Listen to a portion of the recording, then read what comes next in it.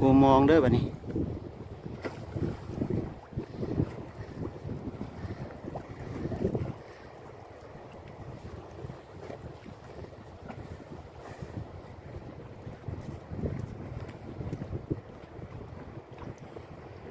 น้ำกระฟองน้ำฟองแห้ง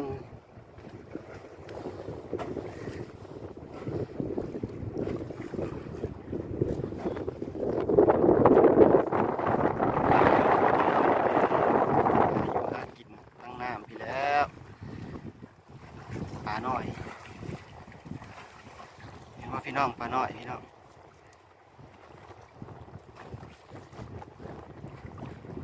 มือก็สิสั้นๆนิดนึงเด้อพี่น้องเด้อ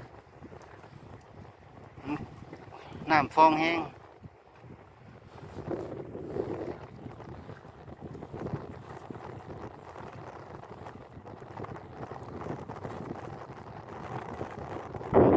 พี่น้องปลาหน่อยหลายๆ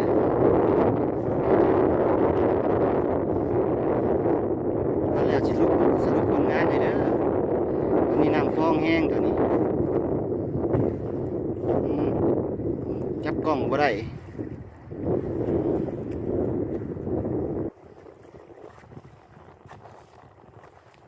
พูนโปสีขาวๆคุณเด้อโปมองเขายังไก่อยู่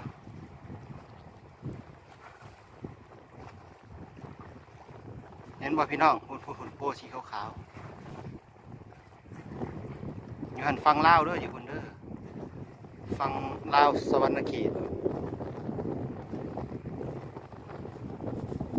ข้าม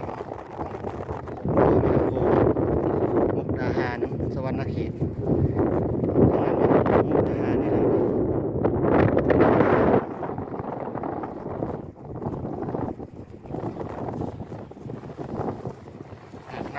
น้ำฟองแห้งพี่น้องเอ้ย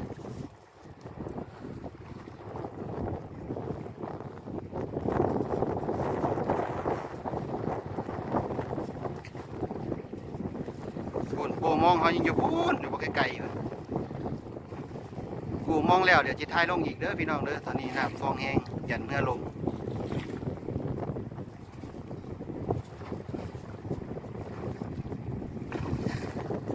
ได้ลงเงินเนาะ